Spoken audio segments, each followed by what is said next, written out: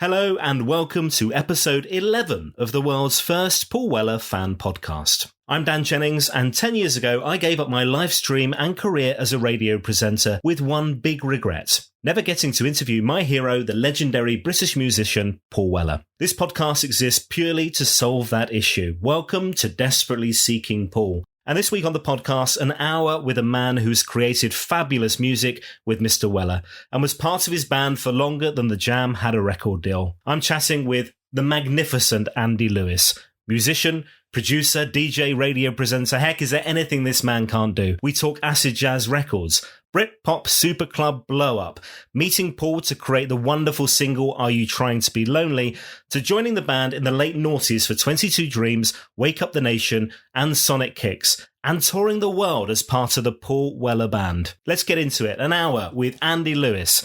Yeah, nice to be here. Thank you.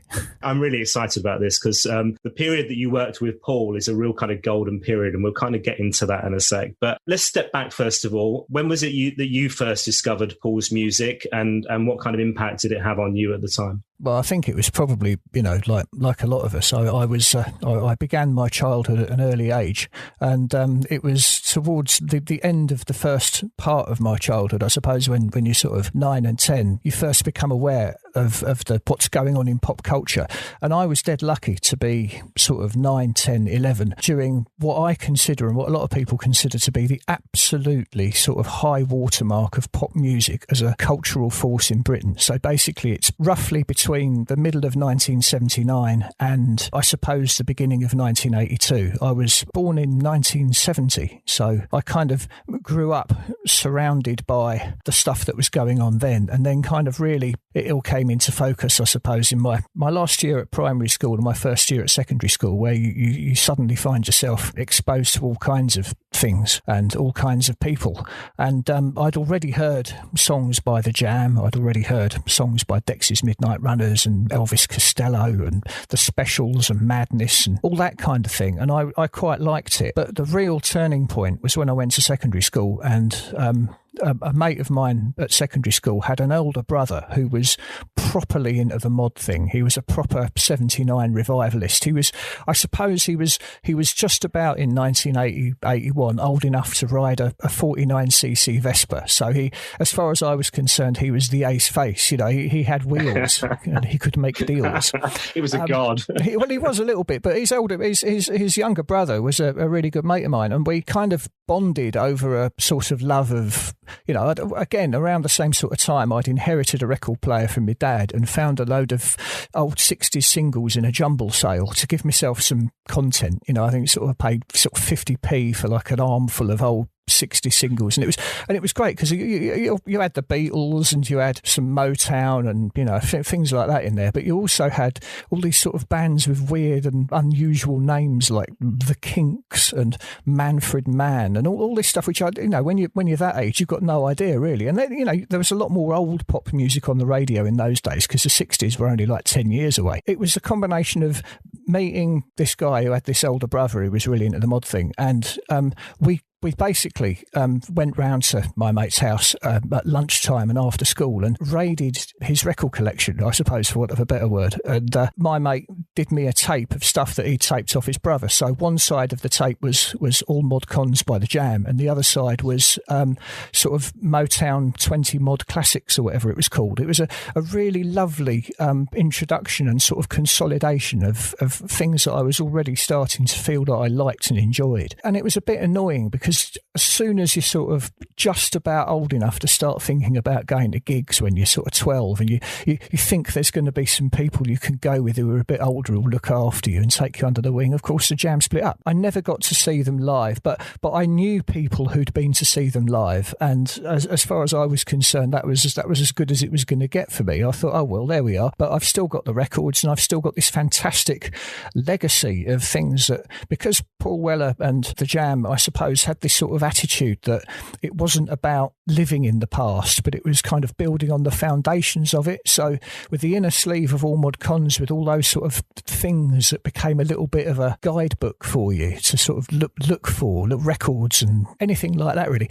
With interviews where he started name-checking bands like The Zombies or The Action or whatever. I mean, I suppose it's because of that I started digging even deeper into old 60s freak beat and soul and, you know, obscure psychedelia. And of course, as his career develops, he sort of took me on this musical journey with him, because of course you didn't have long to wait, did you? I mean, 1982, you know, between sort of like Beat Surrender being kicked off the top spot by Save Your Love by Rene and Renato and the release of Speak Like a Child, it's not all that long, is it? It's only a few months. No. It felt like forever. Then when Speak Like a Child came out, it's like, oh right, okay, this is cool, this is a nice thing.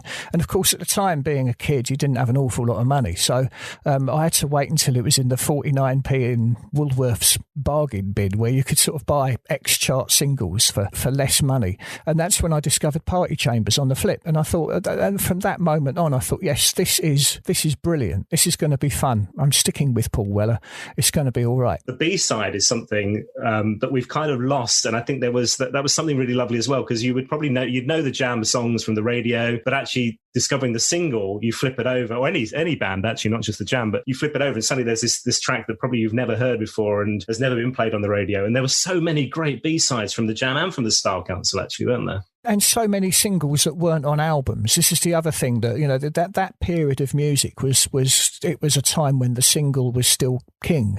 You know, that was the thing that was the most important thing, being on top of the pops, you know, getting into the top 40, getting into the top 10, getting to number one. These were real achievements, and the music industry was absolutely awash with cash at that point in time. It was trebles all round in the boardrooms of labels like Polydor and EMI or whatever. I mean, it was an absolute boom time. It meant that there was money to sling at what I suppose you'd now think of as vanity projects, but the idea that the Jam would hold up the release of a single because they wanted to mix the B-side properly, you know, that's something that's just unthinkable now, where there was a sort of genuine desire to be as creative and as innovative as possible. And so within the Jam's relatively short career, there's a thing that Pete Paphides talks about, mortality mathematics, where, you know, it's kind of like 10 years ago this was happening, and 10 years before that it was the siege of Mafeking or whatever, I don't know, but you have this kind of idea that periods of time actually feel like a long time, but they're not. When I discovered that I'd been in Paul Weller's band for longer than the Jam had a record deal,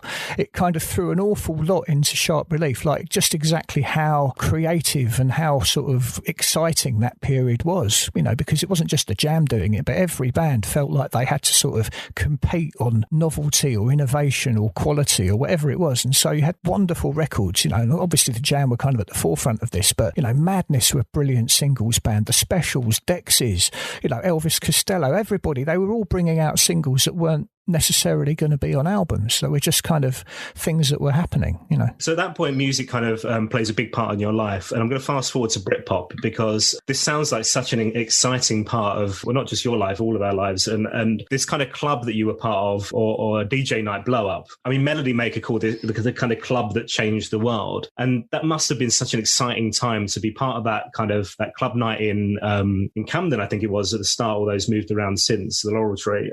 But you were part of that, and then you were kind of part of the Blur Parklife tour DJing as well. So take us through that kind of Britpop period. It's kind of really weird, because I think you have to sort of like rewind just a little bit, because at the end of the 80s I went to university, and I think I lucked out really, because being at university between sort of 1988 and 1991, again, there's another great year for music that's coming through. You know, you've got the whole Manchester thing crossing over, but you've also got some amazing hip-hop being made. It's also a really good time for alternative dance music, like the whole jazz dance and acid jazz and rare groove scenes. We're all kind of like, you know, there's all this sort of thing going on. So it's a great stack of music. And the other thing is a lot of old 60s and early 70s records were still really, really cheap, and nobody knew what they were. And so it was a fantastic time to be discovering strange records, sometimes albums, sometimes singles, doesn't matter, but by people you'd never heard of and who no one knew anything anything about, and you'd play them and everyone would go mad. And what's this? And then you'd have to confess it was some, very cheesy looking early 70s easy listening version of whatever it was, Spinning Wheel or, Ticket to Ride, whatever. I mean, I had an album by Brian Bennett's Illustrated London Noise, which is one of those sort of Studio 2 stereo albums. Honestly, it's one of the best Hammond organ albums in the world. Alan Hawkshaw is all over it.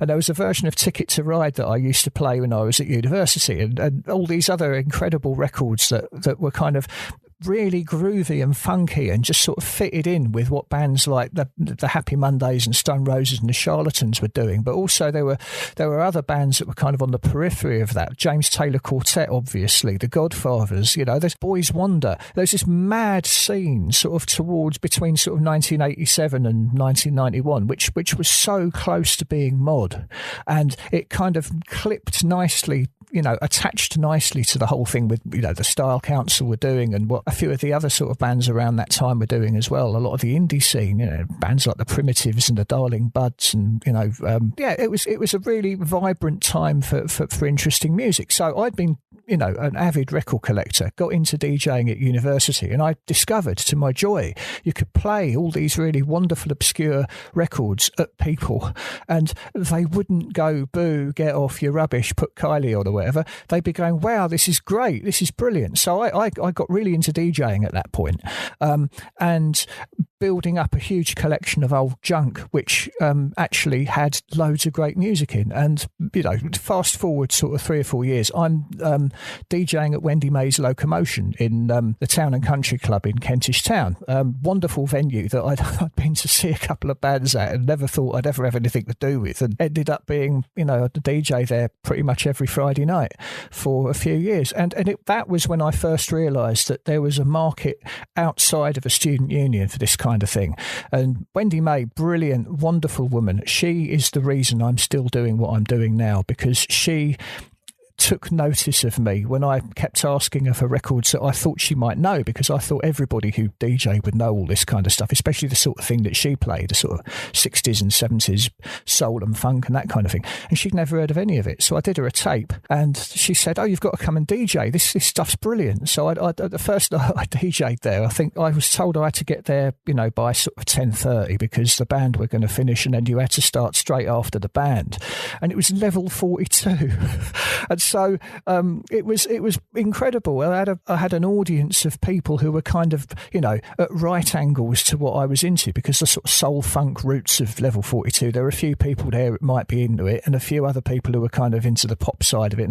Anyway, I just started playing I Believe in Miracles by the Jackson Sisters or whatever, and, Superstition by Stevie Wonder, and the theme to Starsky and Hutch by James Taylor Quartet, and then I think, I can't remember, something by the Mohawks, and then sort of started getting a little bit more daring and put a bit of Northern soul in there, and I kept the crowd going. I thought, this is great, I'm having this. But anyway, I did this for a few years, and then I've been buying records off a record shop in Hanway Street in Camden called Out on the Floor, and there was a basement bit, and in the basement there was this guy, a couple of years, 3 or 4 years older than me, but pretty much on the same sort of wavelength with the kind of things that we were into. And I was buying records off of him and going, because I was working as a postman as well, so I had 2 jobs. I was basically working as a postman during the day and then DJing at night, and I just had a bag of, not necessarily disposable income, but certainly I had enough money to sort of go in there and spend sort of 200 or 300 quid in one go on records. By then, Wendy May's Locomotion had moved to the Underworld in Camden because TNC had shut,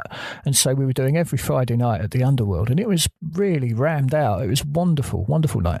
And anyway, this guy in the record shop, Paul Tunkin his name was, and he said, I'm starting a club, do you want to come and DJ at it? And I said, yeah, I'd love to. So I went and DJ'd at the first night, and a load of people who went to the Locomotion on the Friday then came on the Saturday, and we had a really interesting mixture. He brought in a load of people who were kind of on the indie art school kind of that side of it, and then all my sort of Locomotion sort of 60s 70s clubby people and mods and things were all coming along as well, and it was just this great meeting point and mixing of subcultures.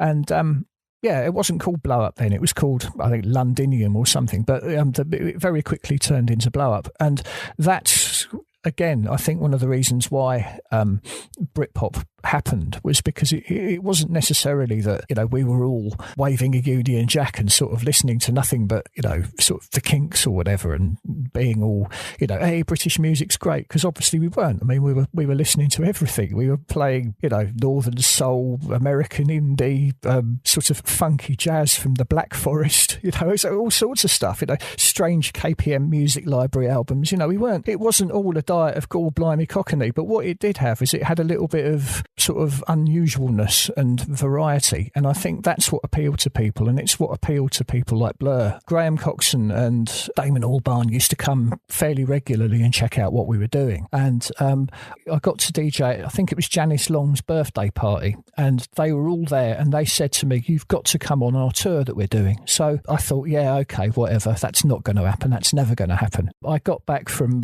being on the post. I was still living at home at that point, and my mum had left a message on the stairs when I came in saying, you have to phone this guy, it's about going on tour with a band called Blur, ?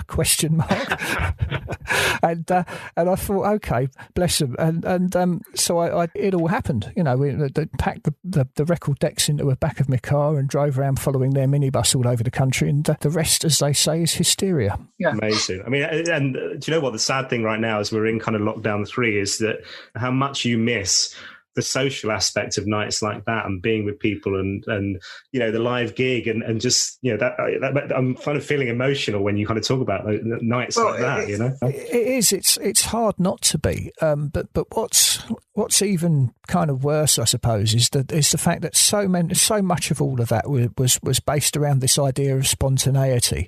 The fact that you could be out and someone would go, hey, let's go here, or let's do this, or you'd be at a gig and someone would go, hey, there's this party we should go to, or hey, there's this club we should go and check out. You didn't feel like you had to tell anybody where you were. So I mean, it was always in the days before mobile phones. I mean, hardly anybody had them in those days, apart from incredibly rich people who were kind of going, buy, sell. I'm on the train or whatever. You bet your life, sort of Tracy Jacks or the Charmless Man or whatever had mobile phones, but nobody else did. It was this kind of amazingly spontaneous time, and I think that that's something that I think not only is being killed by COVID, but also a little bit by social media and things. Everybody feels, one of the lovely things about Blow Up is that I don't think anybody who ever went, or certainly anyone who went regularly, no one was doing it ironically.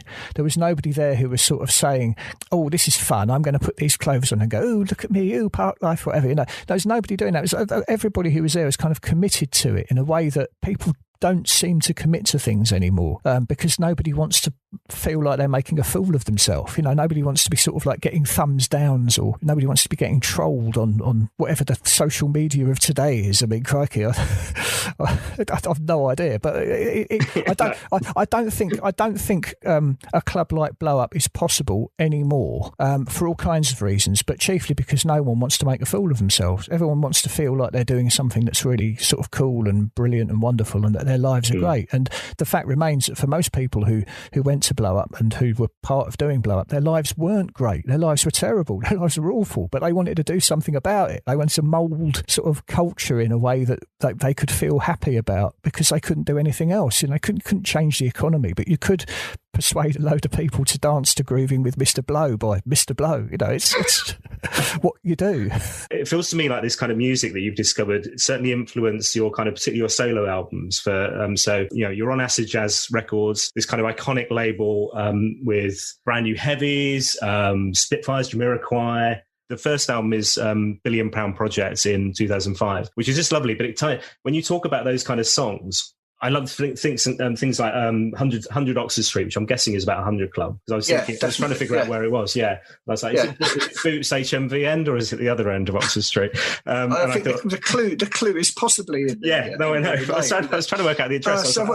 What number Oxford Street is the 100 Club at? I don't know. You've got to bear in mind, Andy, I'm an idiot. When you think about that, and songs like See You There, which had I forget the name now, the lady who's Linda Lawrence. Stevie Wonder, wasn't it? Linda Lawrence. Yeah. Those songs you put together for that album feel very much like the kind of stuff you say you were playing and discovering from a DJ point of view as well. Was that kind of in your mind when you were kind of producing that? Well, yeah. I mean, I wanted to make records that I would be happy playing in my DJ sets, and the people that I knew who liked what I did would be happy to dance to. And I've got considerably better technically at making those sort of records than I was then. I mean, again, pretty much everything on those records was done at home, in very reduced circumstances, in a stairwell in Finchley. I think a lot of that album was done, and apart from some of the drums that were done in a studio in Shepherd's Bush, and I think the Kenny Burke's vocal was done in his hotel room on an SM58 microphone. I don't know if you know anything about microphones at all, but it's the kind of bog standard sort of microphone that most people will recognise as being a microphone. Yeah, that was when I used to work for the BBC in the 90s. That was the thing we took out with this thing called a Ewer, which was this massive, big portable reel-to-reel machine that would be like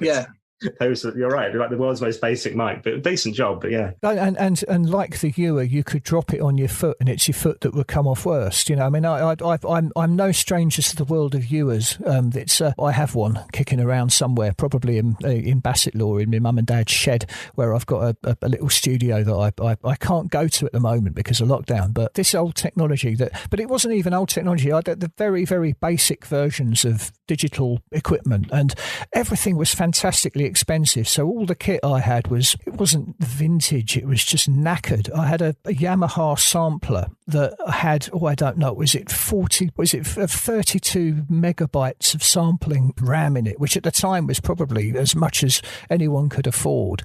And it was second, third, possibly fourth hand. It looked like it had been run over. And it sort of worked. And I did most of the album using that and one of those old plastic iBooks, the very early Apple laptop, and the only way I could keep it from overheating was to put ice packs wrapped in tea towels underneath it.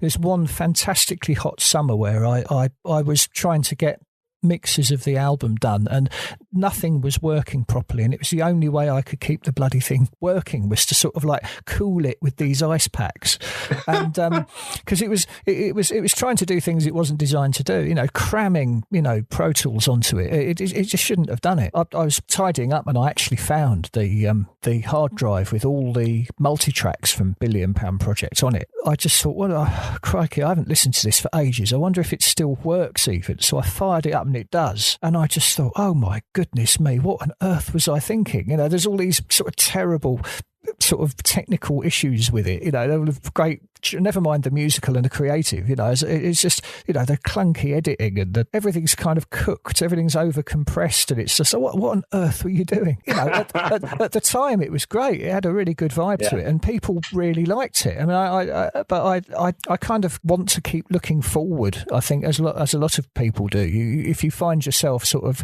doing the same thing all the time, you get into a bit of a rut and it's not very fulfilling. And I'd kind of done what I wanted to do with Billion Pound Project, and it's a nice little time capsule. Probably it's an album that if it had come out about 6 years earlier, I think would have done really well. But of course, by the time it came out, there were all sorts of other people who had come through the Brit Pop and the big beat and the kind of sort of thing, the sort of sampledelic kind of culture, and were doing much better records, probably because they weren't DJing every weekend and working on the post during the day and all that. So but by the time Billion Pound Project came out, it was kind of a little bit overshadowed by some of the other records, and just better records, frankly. And I'd also like to get into the new stuff and kind of particularly how you've teamed up with one of the founder members of Fairport Convention for an album in recent years, which I think is really interesting and exciting. But as this is a Paul Weller fan podcast, we should probably get on to kicking into your time with Paul. And when was it you first met? Am I right in thinking you were a roadie at the time? I was. The funny thing is, the first time I ever met Paul Weller, and he won't remember it at all, it was probably 1991, 92. He got on a tube train that I was on, and he looked at me and I looked at him, and our eyes kind of met, and we both checked out what each other were wearing, and it was kind of like, oh, all right. And then I had to get off, but he was obviously going somewhere else. Anyway, we weren't on the tube train for very long together. But it was like, oh my God, I've just seen Paul Weller. He has looked at what I'm wearing and he deems it acceptable. This is good. This is a sign. I can't remember exactly what I had on at the time, but it was at that point it was probably something. It was probably something vaguely sort of like late period acid jazz sort of. I think I had a sharp pair of trousers trousers and some good shoes. I had a nice top on, and I think I had a sort of Burberry raincoat or something. It was something that was kind of, it was an outfit that shouldn't have looked good on someone who was probably only about 21. It was kind of like I obviously pulled it off, and he was wearing a beautiful striped top, and he had a little crucifix on a chain, and he had really, really sharply done jeans and a really good pair of loafers, and I just thought, shit, that's Paul Weller. There we are. So that's the first time I actually sort of saw him in the flesh. That would have been around the time of the Paul Weller movement, of him coming back and kicking his solo career. And you're right, at that time he looked so good at that time, didn't he? He looked amazing, and more significantly, the music he was making sounded amazing. I mean, that first solo album, probably one of the most influential records to me at that point. I was starting to make music then with my friend Pete Twyman, and we were sort of like putting various band ideas and projects and things together. I'd come back from university, and he'd already been in a couple of bands, and there's one band called The Upshot which were a sort of style council-y indie band. They were really interesting. We were starting to put a band together. Now I was back from university, and I had a load of ideas, and so did he. And then the first Paul Weller album came out. It's like, gracious me, this is tremendous. This is the sort of thing we want to do. So anyway, I've been making records and things, but obviously there's no money in making records a lot of the time. So I was working as roadie, and I was roadieing for a band that was on a tour supporting Paul Weller, a band called Dogs, who ought to have been really big. And I think, again, if they'd been around a little bit earlier, they would have really cleaned up. They had a really charismatic frontman called Johnny Cook, who was kind of in that sort of the mixture of Lee Brillo and Ian Curtis, and he just had this kind of, you're not messing with me, and he meant it. He had a certain sort of John Cooper Clarkness about him as well. He kind of really meant it, and I think Paul liked that band.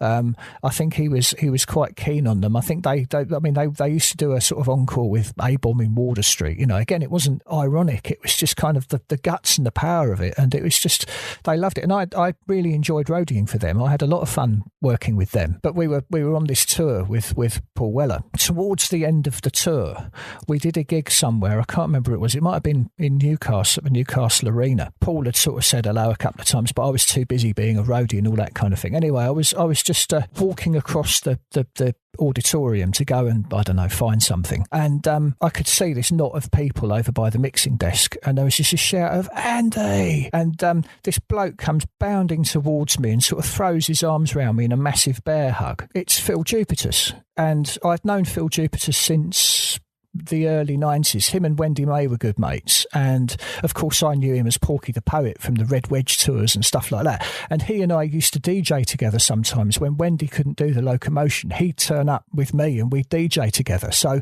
we'd kind of had this bond that had gone back an awful long time. He was obviously at that point in the sort of about 2004 2005, he was at the height of his sort of never mind the Buzzcocks pomp, and everyone knew who he was, and he'd been chatting to Paul, and Paul was kind of like, what's all this then? And Phil said, oh, this is Andy. So is he DJing tonight or something? And I said, no, I'm not. I'm roadieing for one of the bands here. And then Phil Jupiter started sort of waxing lyrical about all the old nights at the Locomotion. And Paul was like, oh, wow. So this sort of roadie who has been doing his thing, sort of plugging things in and going 1 2 1 2, and sort of pulling Johnny out of Paul's dressing room after gigs and stuff, he's actually someone who is a bona fide musician in his own right. Anyway, so the following year we were on another tour together, and at that point I decided I'd give Paul a copy of £1 Billion Project and a CD with some demos on it that I'd been working up to sort of like with a view to doing another album. That was that. At the end of the tour,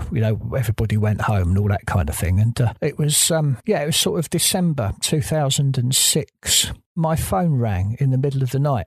My mobile rang in the middle of the night. And it's like, what the fuck? And it was a number that I didn't know. And it was like, okay, so I thought it was an emergency. So, and it was sort of 1 a.m. or something, I thought. So anyway, I answered the phone, hello, and he said, yeah, this is Paul Weller, you know, I've just been playing that CD of yours with that song on it. Oh, it's brilliant. I love it. Got to do something with this song.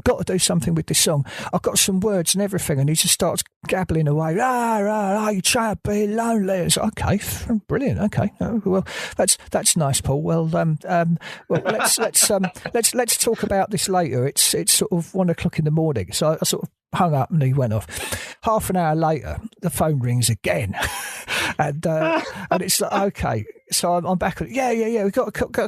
I'll give you a number to Charles at Black Barn. You've got to come over. We've got to do this song. Fair enough. Anyway, the following day, I get a phone call from Charles at Black Barn Studios, and we set up a session where we go in and do this song. And so I went over really early on the appointed day to do the song. And so I thought, okay, let's load up my session file from Pro Tools into the big system at Black Barn. I'm going to be really intimidated and all the rest of it. And I turned out Charles is this absolutely lovely guy. I discovered to my joy that I actually had a better version of Pro Tools running than the one they had, because they'd only recently just got into it, because Paul until that point had been kind of very much analog only. He was doing everything on tape, but this was kind of like the beginning of him discovering that you could make records in this slightly more, well, I don't know, cost-effective is a word that springs to mind, given that reels of tape are fantastically expensive and you spend half the morning setting everything up. Before you know where you are, you have to do it all over again. It was wonderful. Steve Craddock came down to play the drums. I'd already put the bass and some guitar on it and the various sort of sketched out the horn parts. And then we got in a horn section that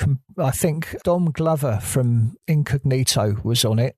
Jacko Peak was in there as well. A friend of mine called Michelle Imbierski, she came in and played a bit of sax on it too. Steve Craddock, I said, was on the drums. Paul decided he wanted to do a bit more guitar. We got the track really cooking, and then Paul went in and sang the vocal, and it was wonderful. It was absolutely, it was a lot of fun.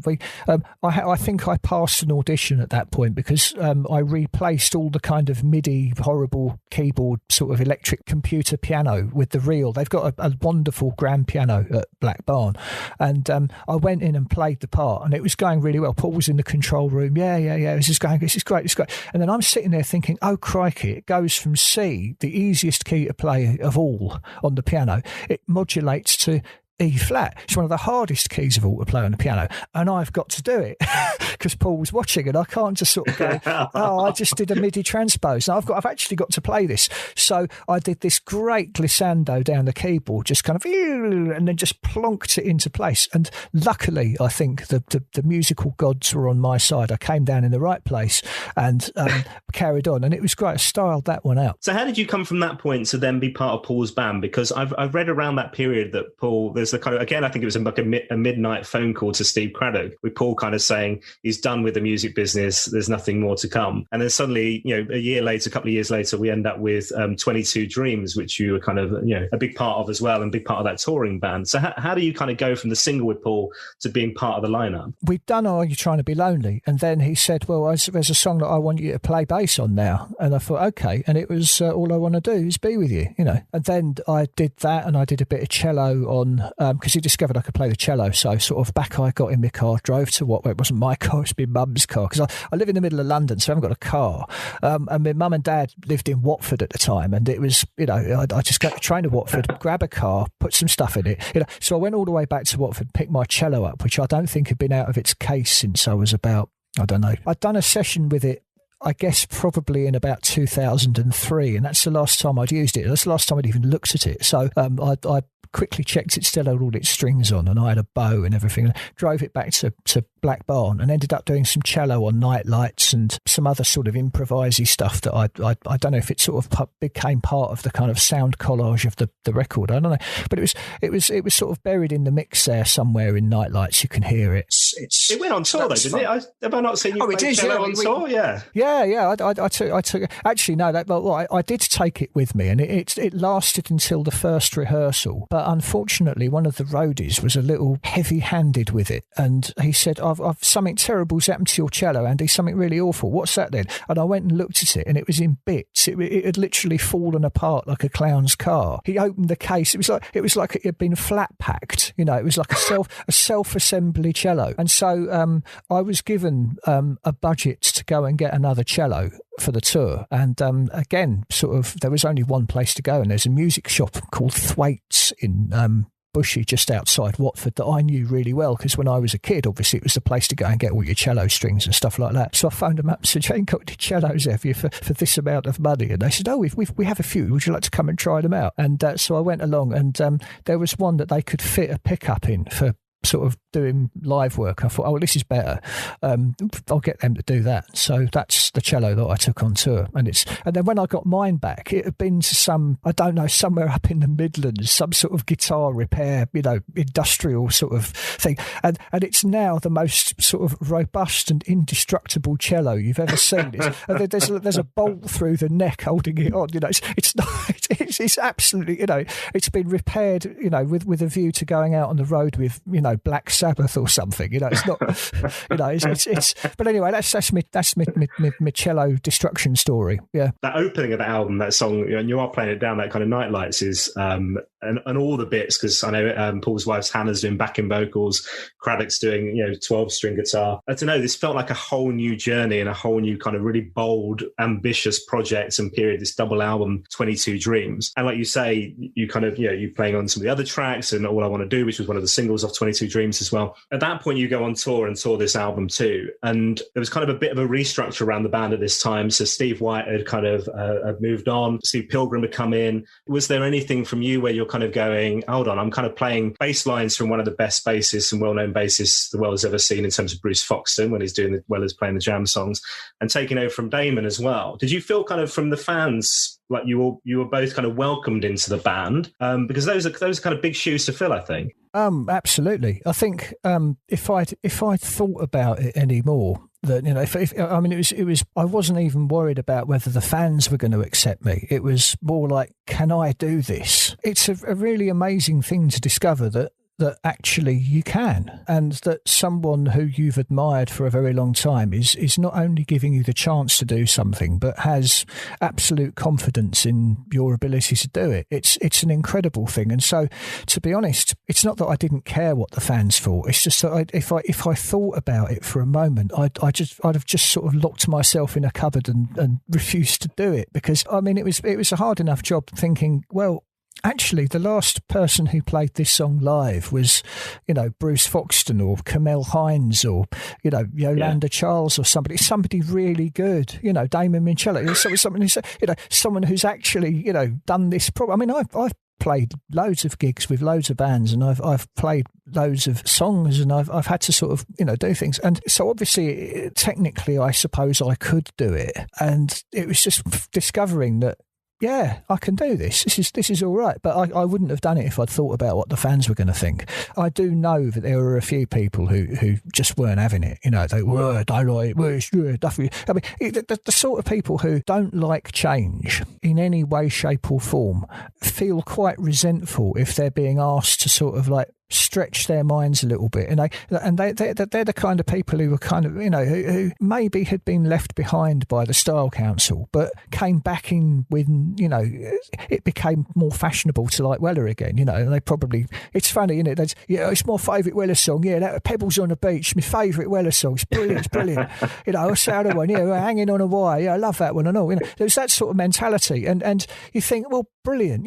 You like it. You're coming to the gigs. You're watching us play, but I could, there were one or two people on some of the sort of chat forums in those days. I wasn't on any of them myself, but a couple of people I know used to sort of send me the most choice sort of things. And I'd been in the band a little while, and I was able to have a bit of a laugh about it, really, because it didn't matter. I was enjoying it by then a little bit more. I wasn't worried about it. I respect the position I was in. I knew I was having to fill some very big shoes, so I thought I've got to do a really good job. And I respected the fact that there were people out there who probably didn't want to see me.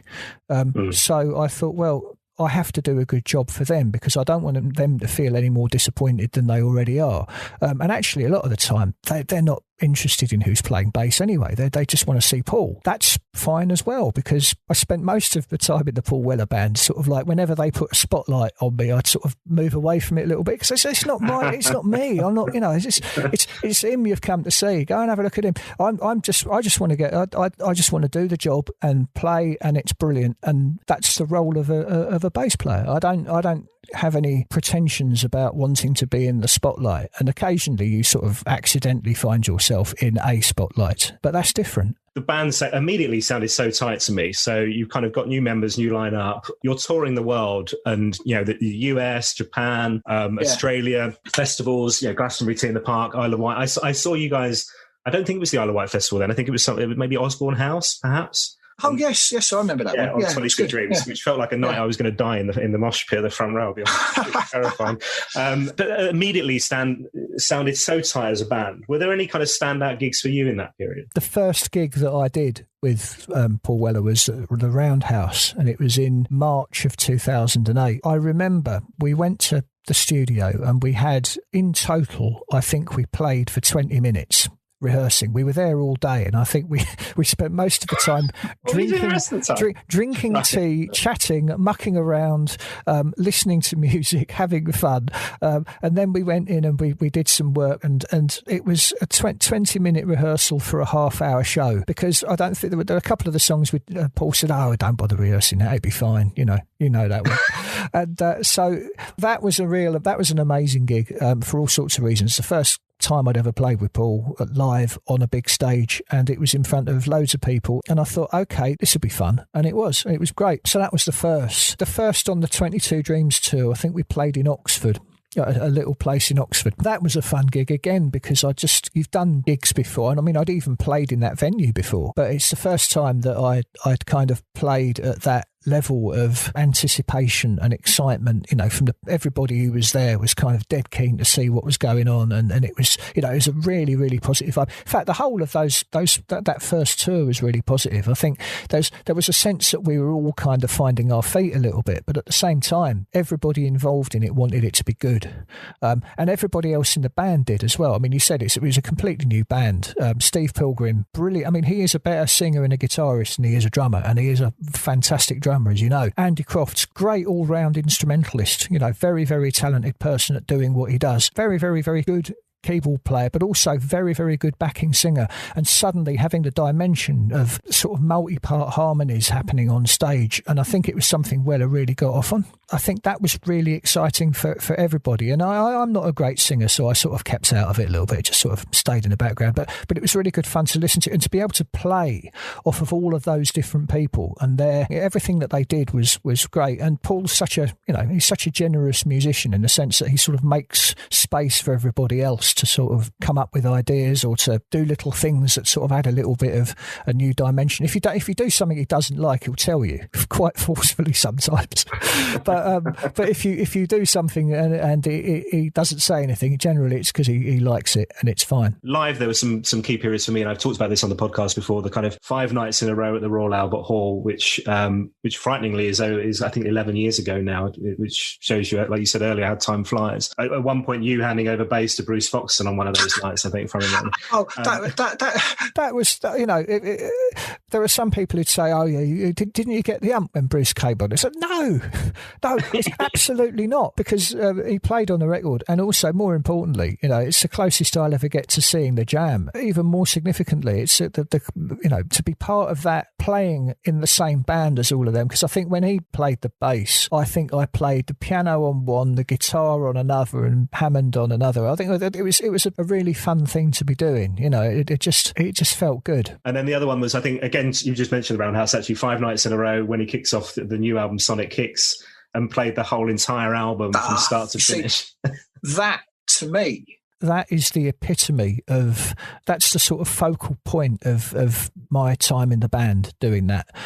And certainly it's my favourite period of Paul's career, Sonik Kicks, partly because the ambition of taking it out and doing it and playing the whole thing from beginning to end, that had all sorts of musical and technical challenges, which we kind of it was a mountain that we climbed, and we climbed it in the studio and in rehearsal and everywhere else. And then when we took it on tour, it was it was tremendous. It's something that you hear about people having the ambition to do, but you never think you'll ever be part of something that will do that. And to be part of that was incredible. Yeah. I was reading something the other day about the making of that album, which I hadn't quite realised how much a key role that Stan played on that in terms of kind of the production and kind of chopping it up and revisiting parts of it and stuff. And you kind of think, well, taking that to a live format or live performance over those 5 nights must have been, I mean, just terrifying. He came on the road with us, and he had he had his own little rig at the back of the hall with little bits and pieces on, so that he could kind of like mix in some of the sort of more textural things as we were playing, and it made for some fairly hairy technical challenges. And I'm glad that all I had to do was sit there and play the bass,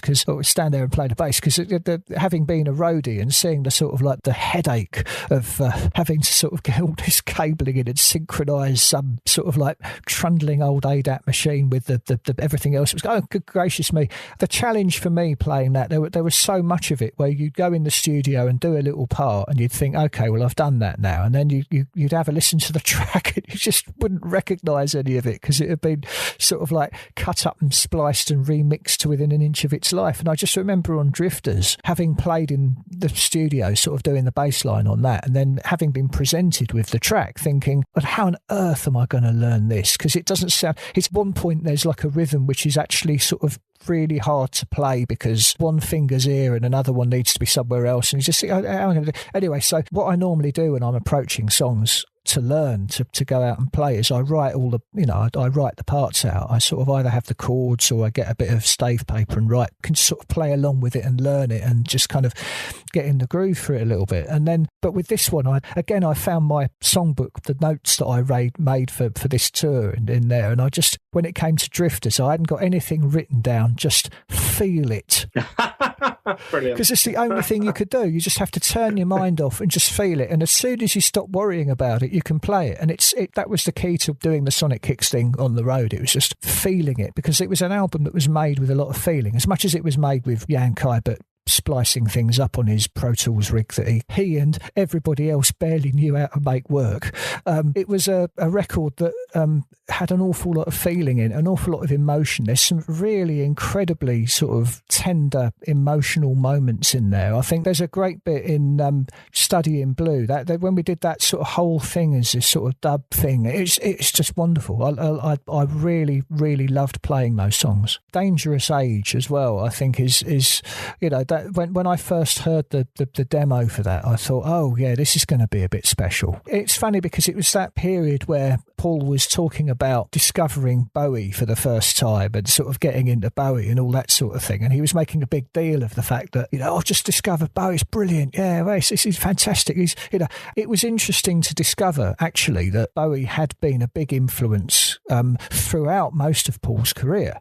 I mean, it wasn't something that he made a big deal of, and obviously it was just something we were talking about one day, and he said, well, yeah, of course I listened to Bowie, everybody does, everybody did. But I think it's sort of the difference, I suppose, between hearing it and understanding it and getting it. I think that's the difference. I think when it was that wonderful moment where you could tell that everything that Paul was trying to do was to sort of push things forward a little bit. And I think it's a shame that it only turned, David Bowie only had a few more years left of his life, really, because I think that it was clear with the last 2 Bowie albums that there were a lot of things going on that you just think, well, what could he do with the world today? Luckily, Paul, hopefully, has got many more years left to come, and I'm very excited to hear what he's up to next, as indeed we all are. Yeah, and particularly because there's a new album around the corner from lockdown. But life on the road with Weller, what's that like? Not a lot of rehearsing going on, by the sounds of things. Well, how messy did that get? I say there wasn't a lot of rehearsal. We would rehearse fairly solidly. The week or so before we actually went away, we'd have a few days rehearsal at the studio where we'd kind of work out what we were going to do, and then by the end of them we kind of knew what we were going to do, and we were kind of competent at playing them. And then we'd hire an enormous sound stage somewhere, like a proper film studio sound stage, where we could put all the production in. So we'd have the PA, we'd have some of the lights, we'd have all that kind of thing, and that's where we worked on the show. That's where it sort of came together as a piece of performance, and we could work the sets out and how they were going to work, and the crew could be there and could work out how we were going to do it. So I joke about it not doing a lot of rehearsal, but actually when it came to it, the rehearsal time was used and utilised to the fullest possible extent. And so there was this kind of well-oiled machine on the one part of it. And then certainly the first couple of years, it was well-oiled in another sense as well. The day that Paul decided to stop drinking, which is, and sombreros aloft to the man. I mean, as far as I know, he hasn't touched a drop since, for about 11 years. But the day that he stopped drinking, a lot of people breathed a sigh of relief. And it's not because... For their own livers. Yeah, exactly. I mean, it wasn't because we were worried about Paul, but we were worried about ourselves. I mean, crikey. But it was fun. It was, I can't deny it was fun. And it felt like you were part of some sort of weird, salty old story of an old sort of 70s roadie. But it wasn't quite as grotesque and grim and seedy, but there was just quite a lot of drinking. But to be honest, I don't think it ever really got in the way of anything it could have done. And I think you look back and you think, actually, I'm glad now that it stopped when it did. And it meant that it's a hard enough thing to do to get up every morning and go out and play a gig, because it does take a lot out of you. But to do that when you've got a stinking hangover, or you've got a kind of paranoid anxiety that you might have said something to somebody that you might regret, or, left your wallet or your clothes somewhere. Or, it meant suddenly there was a whole heap of kind of paranoia that wasn't hanging around anymore. And I think for Paul as well, it was very important. It felt like there was a sort of clearing in his mind, a sort of new perception that suddenly made everything feel a little better. And it meant that you weren't sort of bleary-eyed and tired and not enjoying it. It meant that every day was a good day. Now, before we wrap up on the podcast, there's a few things I want to kind of touch on post-Weller band.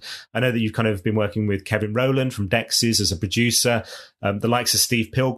The Weller connection continues, and his solo stuff is brilliant. And remixes, Lisa Stansfield, Gabriella Chilmi, who was brilliant. I need to, straight after this, I'm going to kind of Google to see what she's been up to since.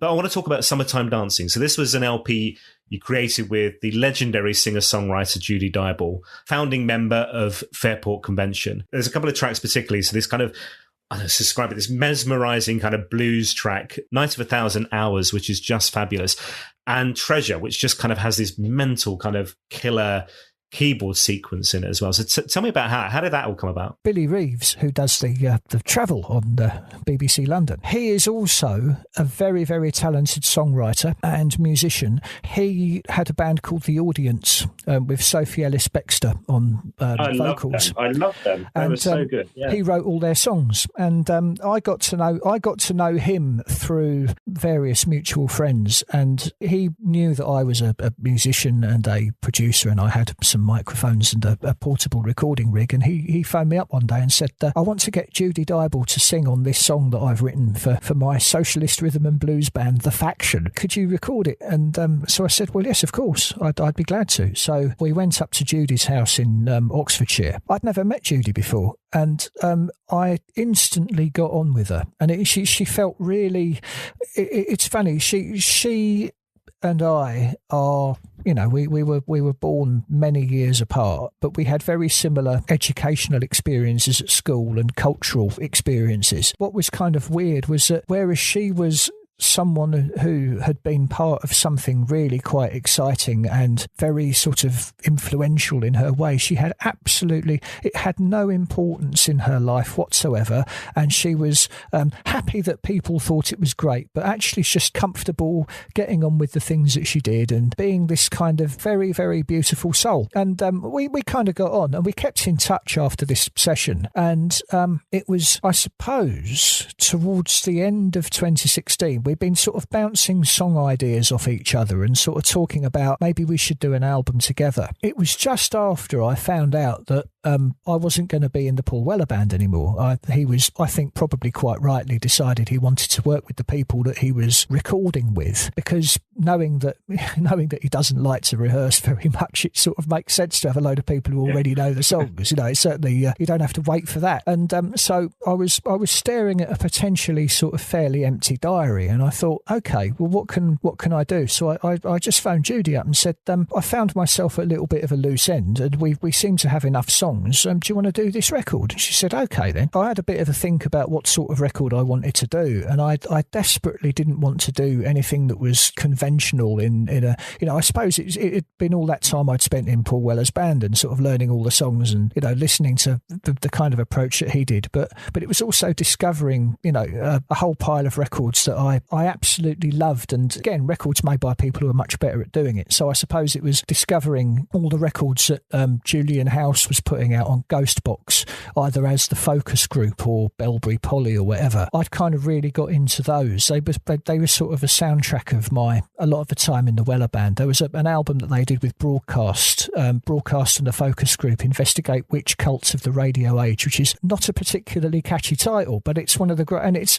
a very hard listen of a record, but my goodness me, it bowled me over. It was like, so you can make records that sound like that. Okay, I'm going to try and do something that's a bit like that, but I'm going to try and get a little bit more of a song structure into it. My parents had moved out of their house in Watford, and one of the things that I'd been asked to do was go through all the great loads of redundant old technology that my dad kept in a cupboard under the stairs, and I found all these old tape recorders, Revoxes and Vortexians and things like that, Ferrographs, and lots of old tape from when he was involved with the Talking newspaper in Watford. And so there was this great archive of stuff that I wanted to try and sort of blend in and sort of use in a kind of hauntological kind of way, and that's what I did. I'd spent ages copying these tapes, using these machines that were kind of collapsing as I was doing them, sort of falling to bits in front of my eyes, some of them were. And that's why there's this sort of slightly wonky, warped quality to a lot of Summer Dancing, because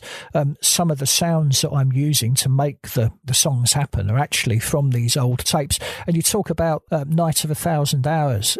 That's a sample of someone left a kind of Bontempi type organ at my mum and dad's house for a little while. I think they borrowed it from this guy who was moving house and needed somewhere to put it. And I remember at one point my dad was playing around with it and recorded something on it, and I wasn't sure what it was that he'd recorded on it, because when I played the tape back, the tape recorder that I had would only play at a much slower speed. So I got this, as I was listening to the tape, there's this bit on there of my dad playing this Bontempi organ, whatever it was. And that's the bit that I cut to make this sort of sample thing in the background.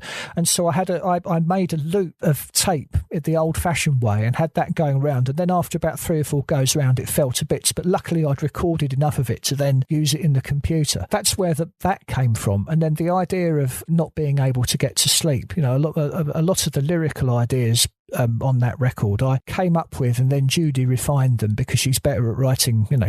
Rest her soul, she was better at writing lyrics than I was. Still is.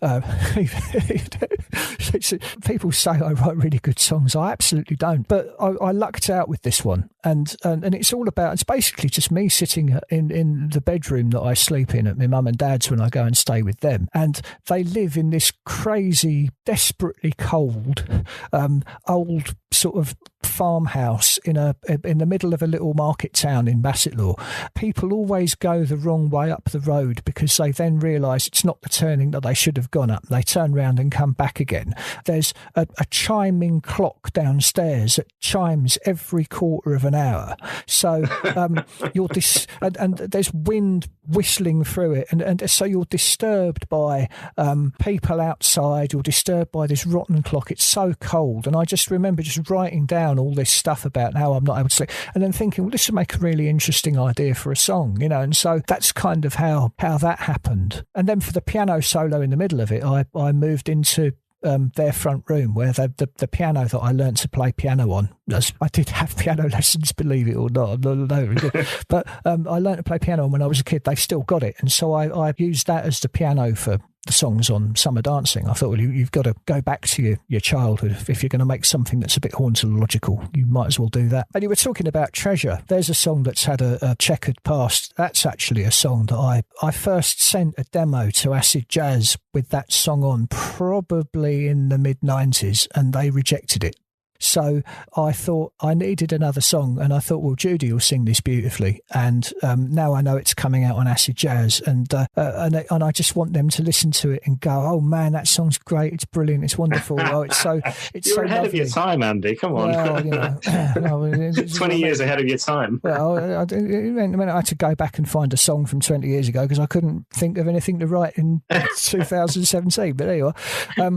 But that's it was an absolute pleasure working with Judy, and I'm so glad that I got the chance to make the record with her. And I'm so happy that so many people that knew her really liked that album. And I'm so happy that we got to do a few shows, and it was great. It was a funny old time, because on the one hand you think, okay, I'm doing all these incredible things, working with all sorts of wonderful people, but at the same time there's a sort of big empty hole in your life because you're not in the Paul Weller band anymore, and you think, oh, this is a bit weird. There are a few people who sort of said, well, it's obviously, what happens, well, it's what Paul does. He finds different people that he wants to work with, and that's what he does. The lovely thing is that there are so many things that I wanted to do when I was, so many ideas that I had that I didn't have the time for. And I know I sound a bit like Spinal Tap, that whole sort of like, I envy us, I could do a musical about Jack the Ripper called Saucy Jack or whatever, But there are so many, and it is an old cliche, but it's true. There were lots and lots of things that I didn't have time to do because the diary was totally full of being out on the road.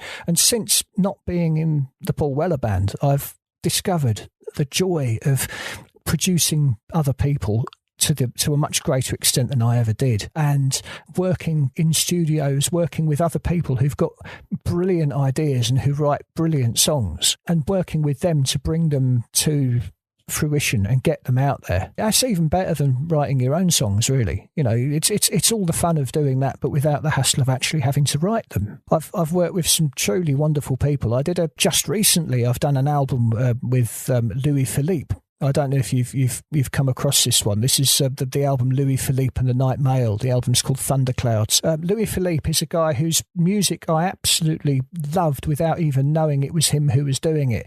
He was the arranger and producer of a lot of the records that came out on L and Cherry Red back in the 80s. And he'd worked with all sorts of people like the High Llamas and the King of Luxembourg and people like that. And you think, oh, this is great, And I got the chance to play with him a couple of years ago.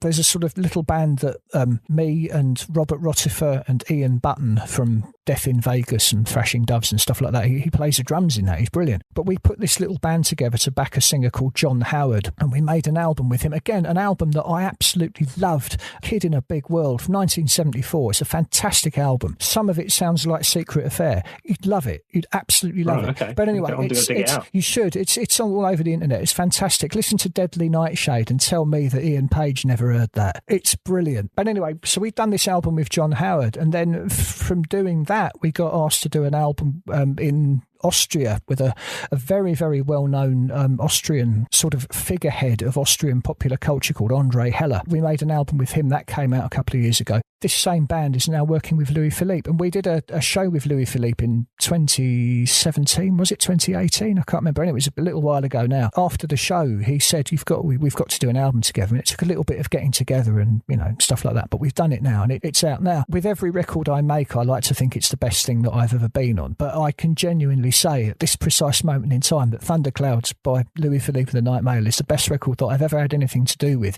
And if you're a fan of the Style Council, if you're a fan of 22 Dreams and that sort of way of trying to meld jazz and soul influences together, but with the kind of continental sort of chanson storytelling vibe, and with sort of a hearty dose of intellectual, intelligent pop music, that is a record for you. And I think you'll really enjoy it. Okay, well, I shall dig that out and encourage the listeners of the podcast to dig that out as well. Two final questions before you go. The question I ask all my guests is, you're allowed one Paul Weller song for the rest of your life. Which one is it? It can be jam, Style Council or solo, but you're only allowed one. Ah, right. only one. That's really, really tough. But I would say that if I only ever had to listen to one Paul Weller song for the rest of my life, it would be Absolute Beginners by The Jam. Because when I first heard that, it completely blew me away. It was like, crikey, you think you understand a band and then they do that. You think you know where you are with somebody and then they do that. And that is... It's a song that first sort of like marked a sort of understanding that what Paul was doing was always going to be surprising and inspiring. And it's a fantastic song, and it's got Tales from the Riverbank on the B-side. So if you're allowing me the 7-inch... Yeah, you can have that. Yeah, I'll have that. Absolutely. Yeah, no worries. And then final question. The purpose of the podcast obviously is to get to meet Paul ultimately and have that dream interview that I've never managed to secure in my career as a radio DJ. What question should I ask? If there's one burning question that you'd like to know the answer to, what would it be? Or any advice when I'm interviewing him? Well, the advice I would give is the advice I would give if I had a time machine and the time-space coordinates to Adam Buxton's infamous interview on Radio 2, where he went, Weller, tell me more. And the advice I would be just don't do that. Ask him whatever you like, but just don't do that. Whatever you do, don't do that. Andy, this has been an absolute joy and an absolute pleasure. Thank you so much for giving up so much of your time to chat with me. I really appreciate it. Thank you for having me on. Thank you. It's been a blast, and good luck for the future. Good luck with everything kind of as we get through lockdown and whatever comes next. Yeah, thank you. Whatever happens next, it'll be great. And when this whole lockdown caper is over and we've successfully kicked COVID's bottom, I'm just imagining the scenes, the partying, the gigs there will be, the laughter and the fun, and it'll be wonderful. The best is yet to come. There you are. That's my motto. The best of everything is ahead of us. That's a very sort of progressive and modernistic thing, and I'm sure it's something that Paul Weller would approve of. So there you are. The best is yet to come. You're leaving tears in my eyes, man. Bless you. Not a dry seat in the house. Yes. Exactly. Oh, good. Well, anyway, I'm glad you enjoyed all that. This has been a lot of fun. Thank you, Andy. That was a total thrill. Such a smart guy and a blast from start to finish. What a bunch of incredible stories as well. In the next episode, and I cannot quite believe that I am saying this, I am joined by Nikki Weller. Yes, Paul Weller's sister, on the next episode of Desperately Seeking Paul. We chat family life, kicking off a career in music in the 70s, the Jam and Style Council fan clubs, and so much more. Get it into your ears by subscribing, and don't forget to leave us a review, give us a retweet, and help to spread the word. You can also get in touch with suggestions of guests or your own fan stories. It's Weller Fan Pod on Twitter or Paul Weller Fan Pod on Instagram. We'll see you next week. Nikki Weller on the show next week.